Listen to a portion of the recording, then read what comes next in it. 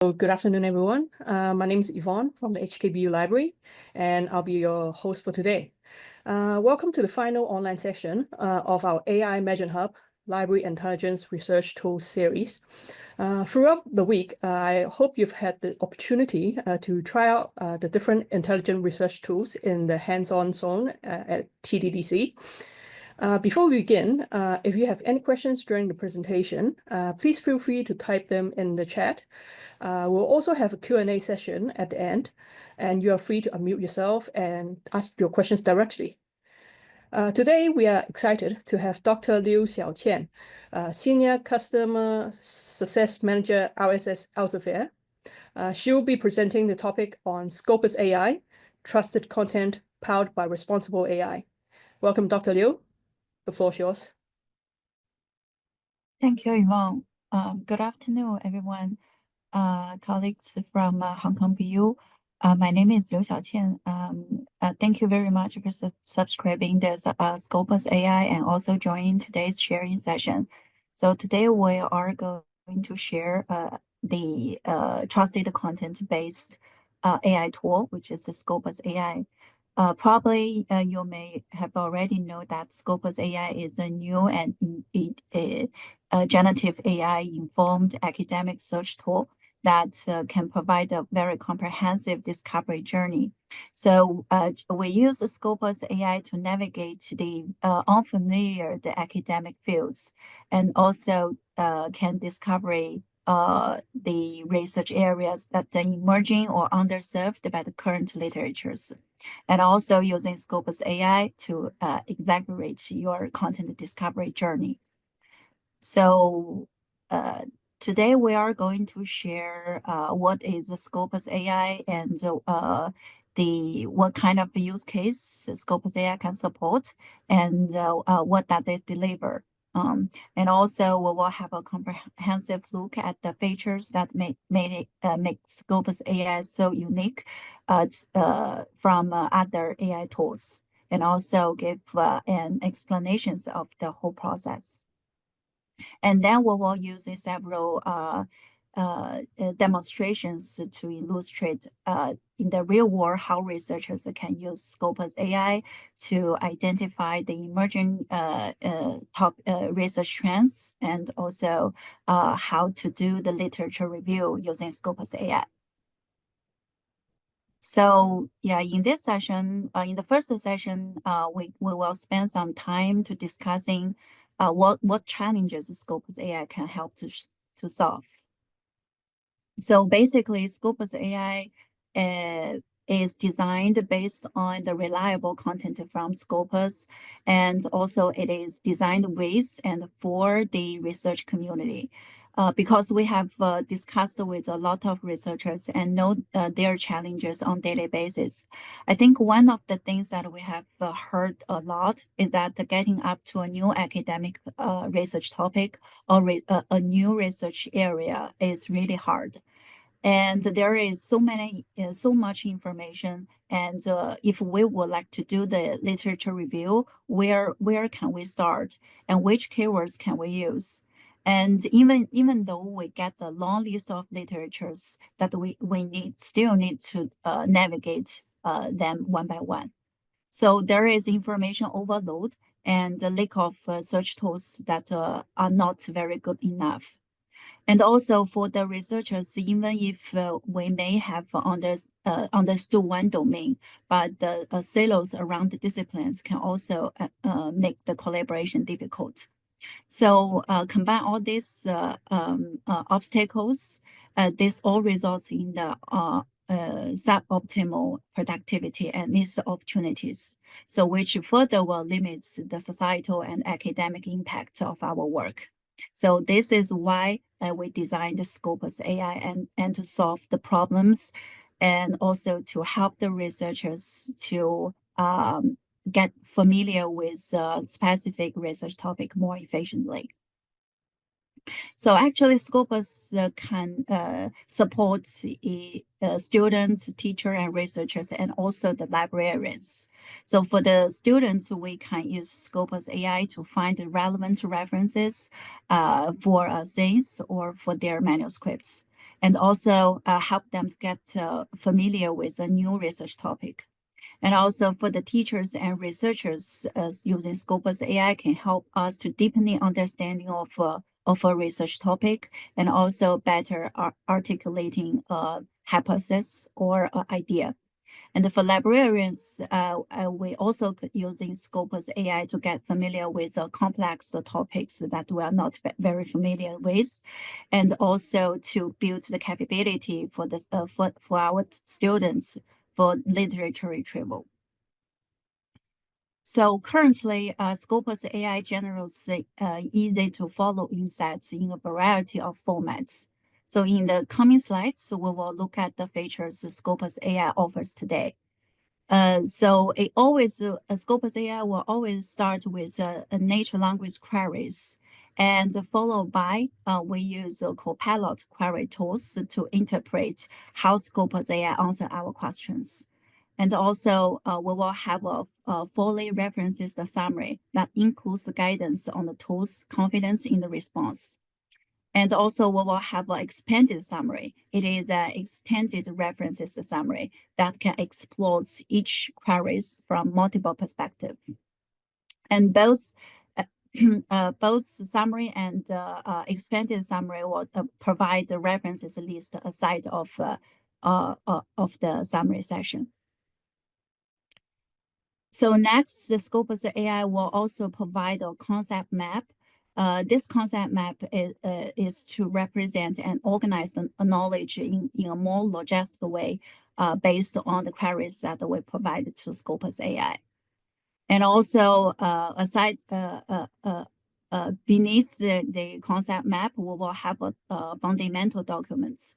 The fundamental documents is a list of influential articles that's inspired articles cited in the summary. So in the last year, October, we have launched emerging themes. This is a new feature in Scopus AI.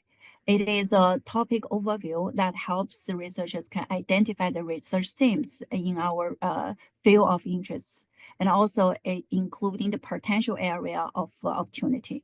For example, those that are new or currently underserved by published literature. And followed by, we have topic experts recommended by Scopus AI based on the research interest. And also, we have three go deeper questions to provide more deepen and broader perspective regarding the queries that we have provided to Scopus AI. So let's take a look at the details. So first, the Scopus AI allow us to use the natural language to provide our questions. So Scopus AI's natural language search provides a very easy way to engage with the academic content.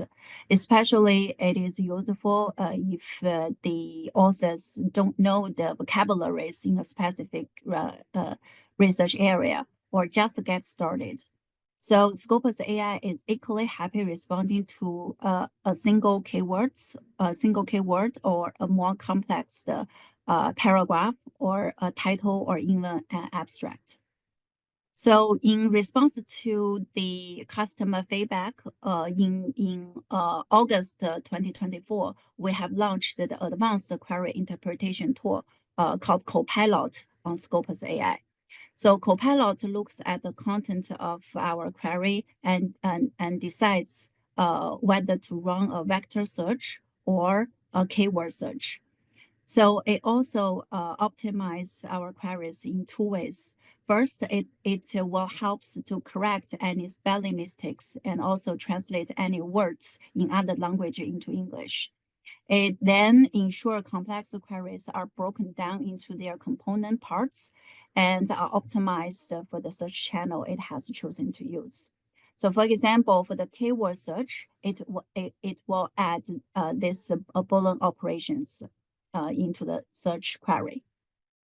So it also will consider more abstract than the previous search, which we did not use a pilot technology. So the Copilot technology also explain each of the steps it is taking to generate our results. in Scopus AI. So it is more like the DeepSeek R1 model. So next, the Scopus AI will come up with summaries to the queries that we have provided. So it will return the answers just within seconds of when we tap our queries into Scopus AI. So Copilot will identify the most relevant abstract in Scopus published since 2003.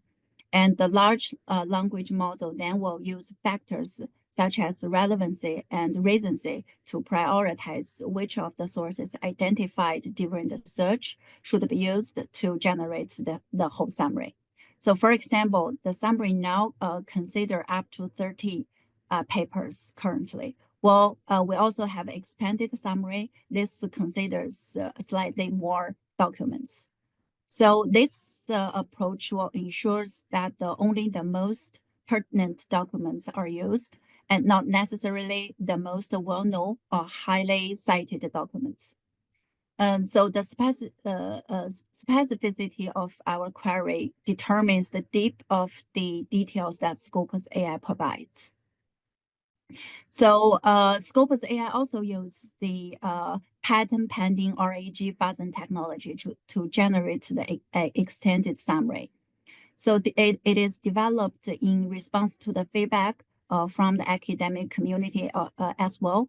So RAG fuzzy, which we will mention that later on, it is not only creates multiple variations of a user's query, it is also anticipates the potential follow-up questions. So the vector search is then applied to each of these variations, and the return results are combined. So enables Scopus AI to offer more in-depth answers and fresh perspectives. So in Scopus AI, actually, the transparency and reduce hallucination is always the first priority. So that's why we have introduced the reflection layer technology in Scopus AI. So with this technology, if it is a high level of certainty that the Scopus AI can answer our query, it will use a direct language. So just like this one, it may also add nuance. For example, point out that there is heavy bias in one area. So like like this example show on the screen. So it will the Scopus AI's answer while using direct languages to answer the queries. So when the Scopus AI confidence is in its answers is mediate, it will also provide an inferred response, making it clear through the language used. Like this example, based on the available abstract, it can be inferred that Yeah. So if Scopus is in the median confidence, so only the limited information on this topic available in Scopus, nuance is always provided as well. So, and when Scopus AI cannot answer a question, it will tell the answers and also suggest an alternative related queries. Just like example, this one, based on the information, based on provided abstract, there is no direct information in the regarding to the queries that we provide to Scopus AI. So this is how we make the transparent and reduce hallucination in Scopus AI. So next, Scopus AI will provide go deeper queries. Currently, the go deeper queries is actually one of our most popular features. Is the list of these three questions. So it suggests further lines of inquiries to help authors to learn more about the subjects that we may not very familiar with. So when we choose one of these questions, Scopus AI not only provides the new response tailored to this query, it also suggests the three further prompts, so you can continue digging deeper. So this means the authors can continue discovering the new ideas in the topic space and building our knowledges over and over time. So next we have a concept map. So the concept map, it shows a network of the keywords associated with the top 10 documents featured in the Scopus summary. So there are the keywords that authors enter when they submit their papers to be published. So the concept map not only provides a great overview of the topic, it also helps the authors become familiar with the vocabularies that associated with the new research area.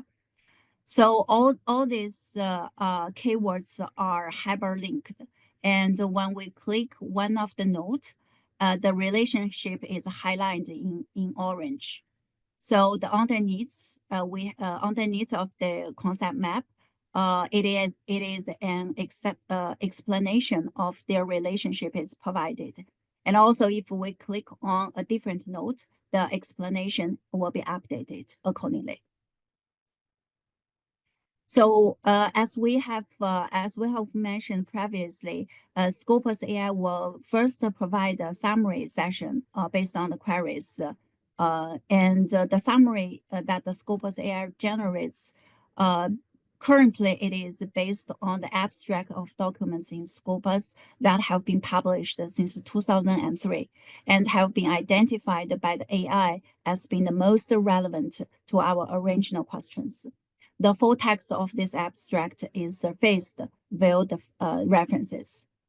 However, based on the feedback from researchers, the most relevant articles are not necessarily the most important or the best cited in our fields. So that's where the fundamental documents comes in. The fundamental documents showcase the seminal works that have most influenced the documents used to generate the summary session. So this list includes the documents most commonly cited by the papers we use to generate the summary, and also take into consideration the entire Scopus content, not only the content published after 2003. So these fundamental documents are then ranked by the number of citations and provide a quick a glance at the pivotal literatures of a given topic. And the Scopus AI also could suggest several experts in a given topic. So if you are a Scopus user, you may be familiar with the Scopus researcher discovery system. Scopus researcher discovery system is a functionality that enables Scopus users to find the researchers in their chosen field via a keyword search. So when Scopus AI generates the list of topic experts, it's based on the researcher discovery technology to identify the top researchers linked to our queries. So this is judged by how frequently they have published the relevant academic literature on the chosen topic. So it gives in the result session, it gives the name of the expert and also several bibliometric information like the number of citations received by this author, and also how many documents are matched to the queries, and also their H index. And Scopus AI will also generate a summary of their work and contributions, enrich their data. This data is enriched from their Scopus author profile page. So the last but the most important one is the emerging themes. We have introduced the emerging themes in response to the feedback from Scopus users as well. So the feedback has showed that nearly 50% of the researchers needed to identify a new research topics multiple times a month or even on a weekly basis. And additionally, 30 of them find it is difficult or very difficult to identify the trends in topics. So emergent themes, this feature helps to address this problem by clustering data from last 24 months and highlighting which themes are consistent, which are emergent, and which are novel. So each of the themes that Scopus AI shows you has a descriptive summaries under the title of the theme. And also there is a list of references so that the authors can explore the documents the summary is based upon. And most importantly, each theme will offer two related research hypotheses for inspiration, so which you can use to dig deeper into the chosen topic. So you can say there are two potential hypotheses under these racing themes. So if we would like to dig more information, we can click these queries. So Scopus will Scopus AI will start a new run to search for the summary session, expanded summary, etc. for these queries. And yes, so this is the emergent themes. So the next session, we will discuss the features and principles that set Scopus AI different from other Gen AI tools. I think most of researchers joined today may also the users of Scopus. So if you are the user of Scopus, you may know that Scopus have a high quality and multidisciplinary and high quality content. So maintaining the integrity and high quality of the content on Scopus, it is important to us, and it is also the foundation to generate the answers from Scopus AI. So we take several steps to assure the integrity and high quality of content in Scopus. It includes that each document in Scopus has been peer-reviewed before its publication. And also all titles including Scopus have undergone a thorough evaluation and selection process by an independent expert team on the Scopus content selection and advisory board. So once the journal was selected, journal must also demonstrate their ability to maintain their quality status every year as part of the Scopus re-evaluation program. And also, Scopus is a multidisciplinary and source-neutral database. Currently, Scopus contains the abstract and citation information from journals, books, and other open access items from more than 7,000 publishers. And when we're creating the summaries, Scopus AI will draw on the most relevant abstract of documents published since 2003. And when we're creating the list of fundamental documents, it scans entire documents in the Scopus documents pool. And for the list of topic experts, the Scopus AI turns to the database of research discovery index and also the author profile information. And for the emerging themes, it looks at the relevant abstract published within the last 2 years. So as we have mentioned previously, Scopus AI actually takes many steps to minimize the hallucinations. So the based on the content, high content and reliable content from Scopus is the first step. And we also introduced the reflection layers technology to give the more reliable response to the audience. So if, for example, if the AI cannot find the relevant academic paper in Scopus, it should inform the authors and suggest alternative queries. And when Scopus AI does make a claim, a reference is always required. And also the Copilot query interpretation tool based on both vector and keyword search to broaden the scope of the search and increase the specificity of its results. And Scopus AI also using retrieval augmented generation Fasten model. It is RAG Fasten, which is the RAG Fasten technology. It is an approach that can improve the quality of the search retrieval. So together we take those steps to reduce the risk of hallucinations, and we will continue to work on developments to further limit these risks.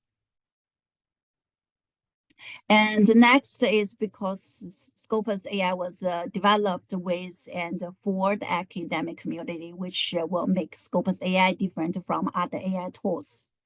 So we have involved thousands of researchers, librarians, and academic leaders from worldwide, actively involved them in designing and developing and testing the Scopus AI. And that input has proved very invaluable. So for example, the community feedback shaped the location of the tool in Scopus, as well as development of the concept map. And also, since Scopus AI's launch, the community feedback has promptly further enhancements, including guidance on the Scopus AI's reflection layer, the options to export the references to Cybele, and our Copilot query interpretation tools. So it has also inspired the emerging themes feature launched in October 2025. So we will continue to engage with the research community daily through the survey, public webinars, and other channels. So we'll collect their feedbacks to enhance the Scopus AI further. So this slides provide a quick graphic overview of the steps we take to maintain the quality and reliability of Scopus AI. Like the maintaining the high quality of Scopus content, and also the sophisticated Scopus AI platform with sophisticated technologies, and also the output while testing by the research community and users along the way. Yeah, this is how we keep Scopus AI's high quality and reliability. So as we have mentioned, what challenges can Scopus AI conquer, and also what technology Scopus AI has make it different from other AI tools. So let's take a look at how does Scopus AI work. So actually, Scopus AI is quite easy to use. We only have a 3-step process. So this slide brings you the Scopus AI insights is a 3-step process. So in next few slides, we will go over each of these steps in details. So first step is typing in our queries. So Scopus AI use natural language processing technology. So this means you can type in your questions using everyday language and provide as little or as much information as you like. So Scopus AI also happy to respond to even a single keywords or a more complex paragraph or title or a paper's abstract. So next, the second step is that how Copilot search tool gets to work. The Copilot will first break down our queries into separate elements and decides which to use, whether to use the vector or the keyword search. So it will also translate the queries if they are not in English and clean up any spelling issues or errors. And you may also familiar with the keyword search, but for vector search, it converts the text into numbers and match these vectors against the numbers it has assigned to a text in Scopus abstract.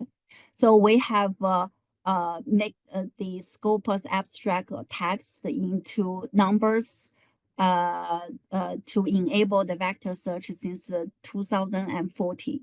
So, currently, all documents since 2003 are all converted from text into the numbers to enable the vector search. So this enables identify those that most closely match to the intent of our query. And the model is sophisticated enough to identify words similar to our queries. So this kind of search provides the results with greater breadth and relevance. So when Scopus AI combines the results of both this search, it will draw on a wider range of sources and deliver more specific and in-depth and nuanced outputs.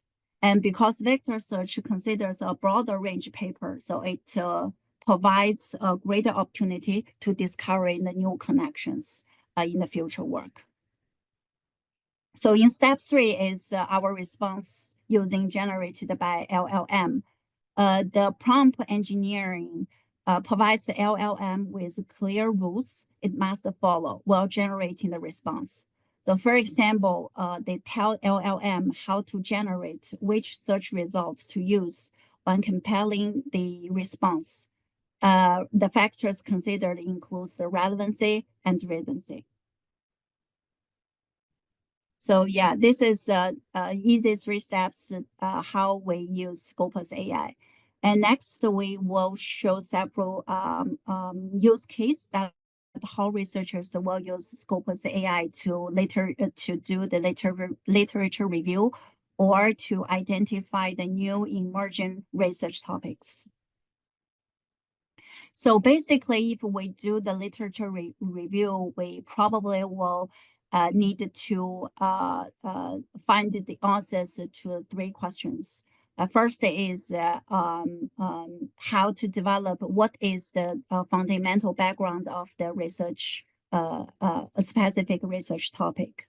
So to answer this query, we need to gain a thorough understanding of the fundamental concepts, theories, and the context around the topic. And also, what is the research trends of the research topic that we are interested in. So we need to identify and explore the latest research trends, emerging ideas, and also the commonly used methodologies related to this topic. And third is, what is the knowledge gaps of this research topic? So we need to recognize the areas that have not been thoroughly explored, or discrepancies in findings, or overlooked perspectives that may benefit from further investigation.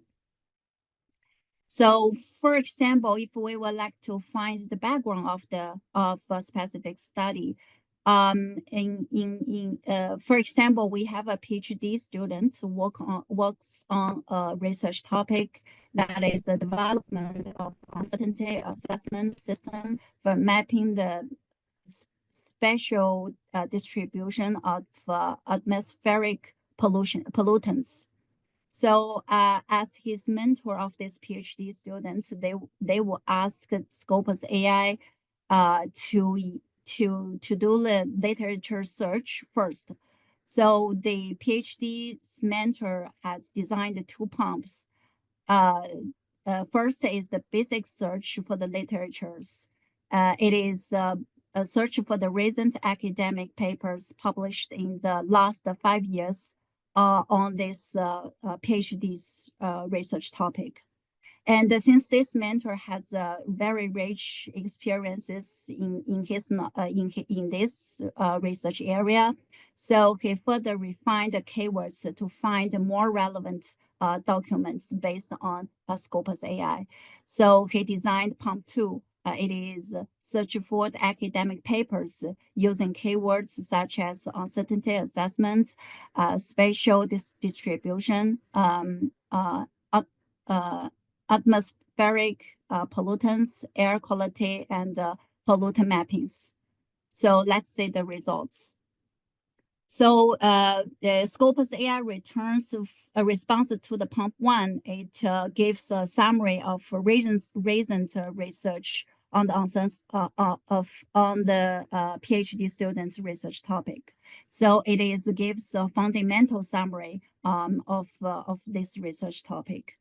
And the response to the prompt 2, Scopus AI provides several case summaries in terms of the keywords that they have tapped in the Scopus AI to find the relevant references.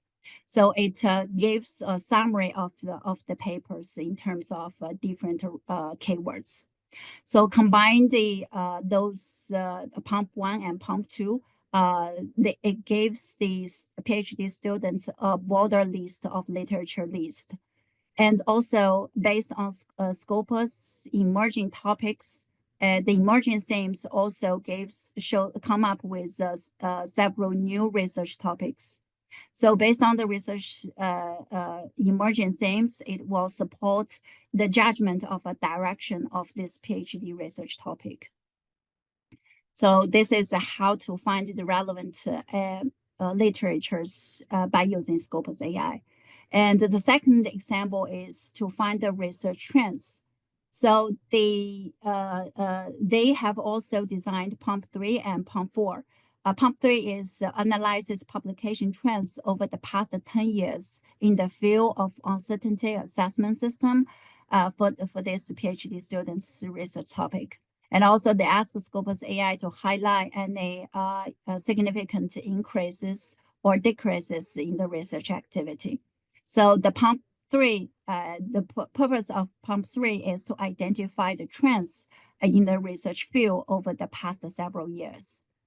So let's say Pump 4, it is perform the topic modeling on the retrieved literature to categorize the research topic related to this PhD's research topic. And also they ask AI to identify the emerging themes and areas of high research activity. So the objective of Pump 4 is to categorize the research topics and identify the emerging themes.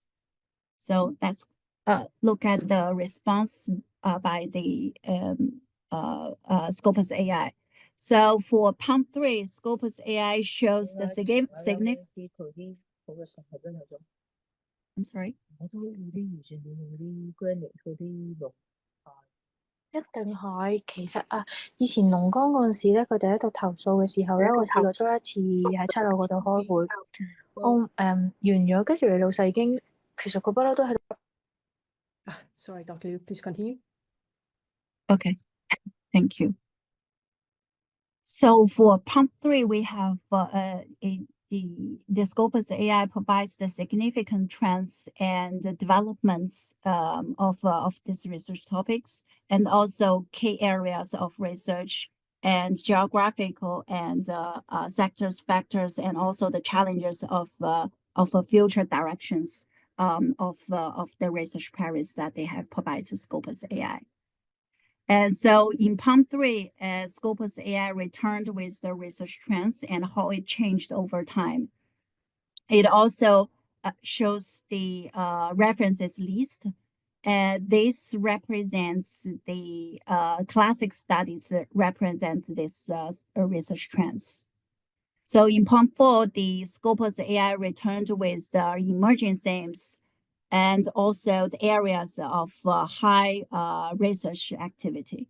So in Pump 4, Scopus AI also come up with the emerging themes to help the PhD student to identify his own research direction. So combined Pump 3 and 4, the PhD student will understand the historical story of this research and also the current research environment of his PhD research topic. So next, we could use Scopus AI to find the research gap. So the pair also designed Pump 5 and Pump 6 to the Scopus AI. For Pump 5, they ask AI to conduct a gap analysis on the literature related to this PhD's research topic, and also ask AI to identify areas that are underexplored or lack sufficient research. So the purpose of Pump 5 is to identify the underexplored area and gaps in the current research. And also Pump 6 to compare the focus area of recent research paper on this research topic and also highlight any discrepancies or gaps in the research focus. So the purpose of Pump 6 is to compare research focus area to identify the gaps. So we can, let's take a look at the results from Scopus AI. So from Pump 5, the Scopus AI returned with a current research focus and also identified the gaps and underexplored areas for these students. And so it answers the underexplored area and the gaps, which is very valuable for the PhD students to go for further literature review where they not sufficient with the current research publications. And also for the Pump 6, Scopus AI returned with the areas of recent research of his research topic, and also discrepancies on the current literature, published literature, and also the current gaps. So in the answer from Pump 6, I think it is easily to provide the PhD students to focus on the topic that is so little or have very limited research outputs. So they in this research topic, they may need further research or can explore further by the further research activities. So this is how researchers will use Scopus AI to do the literature review and also to identify the new emerging research topics. So we have several minutes, still have several minutes, so we can go for a live demo. I will show you, I also have an example. This is also from a PhD student. At the very first, the student, his PhD research topic is using the facial recognition technology to study the impact of teachers' emotion on students' behavior engagement.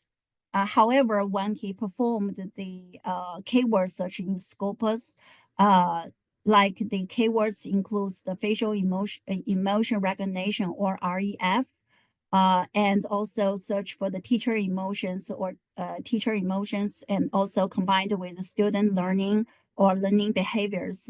But Scopus AI cannot find the articles based on the combination of these keywords. So let's try with the Scopus AI. Let me screen.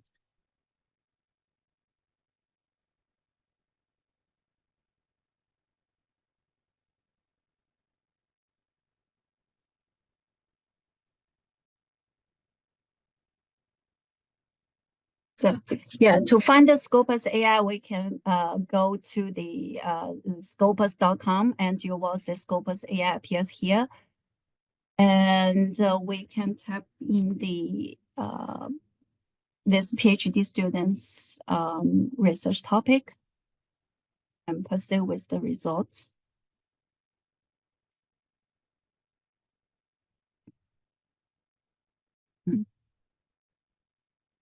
So you can say that the Scopus AI will answer these queries based on the Copilot technology.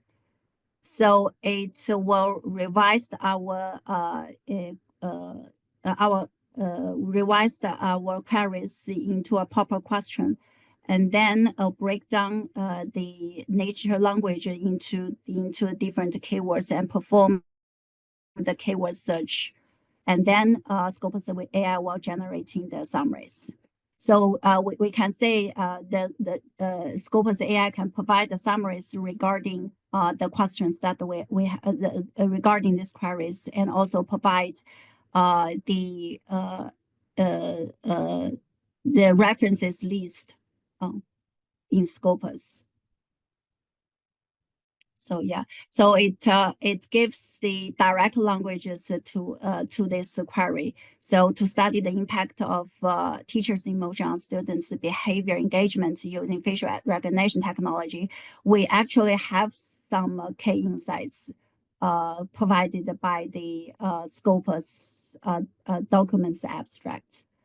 So Scopus AI summarized the facial recognition and emotion analysis in education, and also applications and benefits, and also gave conclusions on this query. And we also have expanded summaries, which will answer these queries from different perspectives, like the ethical considerations by using the facial recognition technology, and potential bias and limitations, and psychological implications and contributions of facial recognition technology, etc. So it answers the questions of, gives some more perspective regarding the questions that we have asked. So next, we will have the concept map. So the concept map is actually empowered by the top 10 documents generated the summary session. So it is a hyperlink node. When we click one of the nodes, it will shows the relationship of the between the keywords. And also beneath, we will have a summary to give explanations to these keywords. It also helps the researchers who just getting started with a specific research topic to get familiar with vocabularies in this research topic. And also we have topic experts.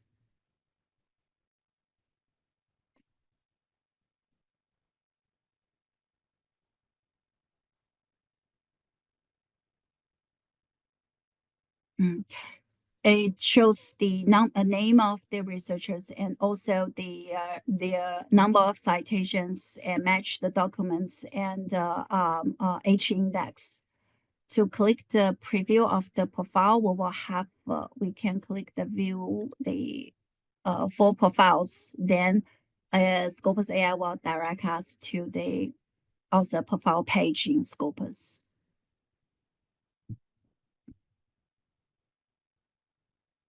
Then we'll have emerging themes. It will shows the current themes that have which is consistent themes, or recent themes, or even novel themes. A consistent themes means that in this research theme, it has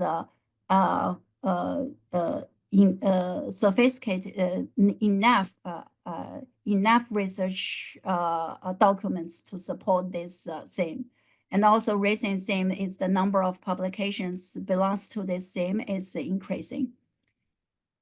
And also, oh yes, and also sometimes we will say the novel themes, which is the new research theme that do not have published article published that belongs to this this theme in the past 2 years.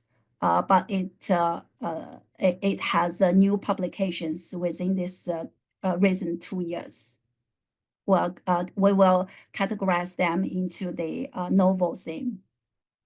So then we will have a go deeper questions. So you can directly click one of the questions. So the Scopus AI will start a new round to proceed with this query. Or you can type in a new follow-up questions here. And also, if you would like to start a new conversations for Scopus AI, you can directly click this icon aside of the Scopus AI. So yes, this is basically the oh yeah, and then we will have the references list that cited by the summary session, and also the expanded summary session. And also we have fundamental documents which not directly cited by the summary, but it empowers the references that generates the summary and expanded summary. So yes, Scopus AI proceeds with Scopus AI is quite easy. So this is probably everything I would like to share today. So do you have any questions? If you have any questions, please type your questions into the chat box. Any questions from the audience?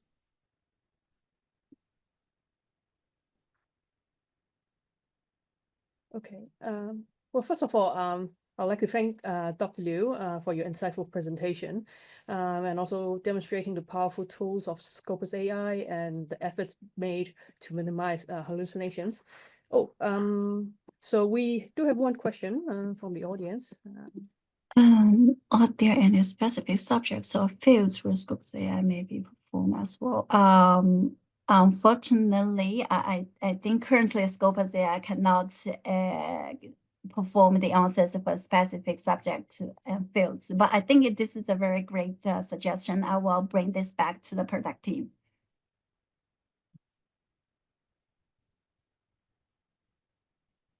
Chris, hello.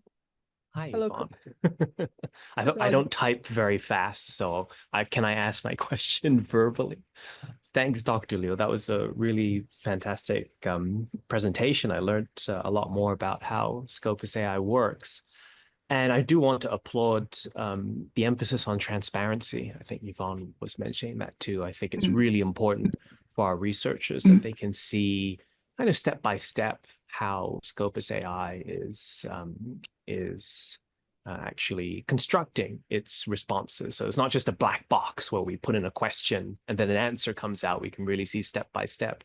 And early in your presentation, you mentioned how this is great for librarians because we can really teach literature searching. And just like what you're showing on the screen now, like, look, it's breaking it down to all of these keywords. You know, this is what's happening behind the scenes, and it's very helpful for us. I did have a question about the foundational documents. So is my understanding correct that it's based purely on citations? Is that where it comes from? Okay. Yes, that's correct. Based on the number of based on the number of citations by the references, which generates the summary. I see. Yeah. Okay. Thank you for the clarification. And my second question is, you mentioned that Scopus AI is happy with fewer words, or you can even copy and paste an abstract into Scopus AI.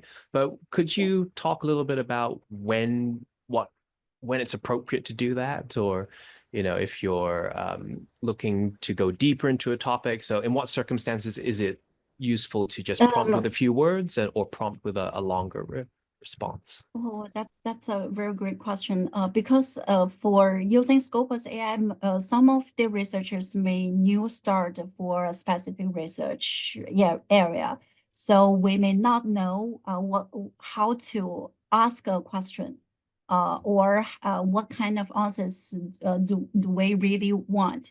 So we can try to type in several keywords or type in the most interesting articles that we have read, the title of the articles or the abstract of the articles that we think are most relevant or most interesting to our research area. So we can tap into the Scopus AI, and then Scopus AI will using Copilot technology. It will perform our natural languages search and break down the titles or abstracts into different questions, and then they will perform the keyword search and comes up with the answers accordingly. Great. Thank you. That's so helpful. Thank you. Thanks, Yvonne. Thank you, Chris.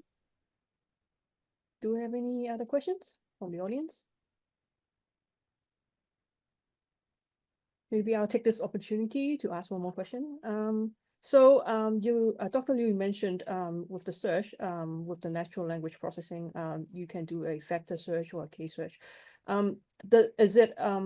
Does this search rely on depend on the language? Meaning, does it perform better when it's in English? And if I search in Chinese, will it affect the accuracy and relevance and the results? Well, I think if we using for example, if we use Chinese to provide the questions to Scopus AI, you still can say it will be translated into English. So you can by review this performing the natural language search session, you can determine whether or not Scopus AI fully understand our questions. Yeah, and then you can make the judgment to the original query. Okay, I see. Mm.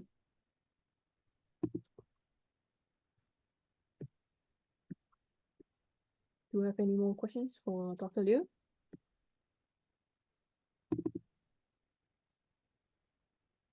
Okay, if not, then once again, thank you, Dr. Liu, for your time and your valuable sharing with us. So for our colleagues and students who would like to learn more about the tools that have been featured this week, you can visit our library's LibGuide for generative AI tools. And I will very quickly share the link in the chat now.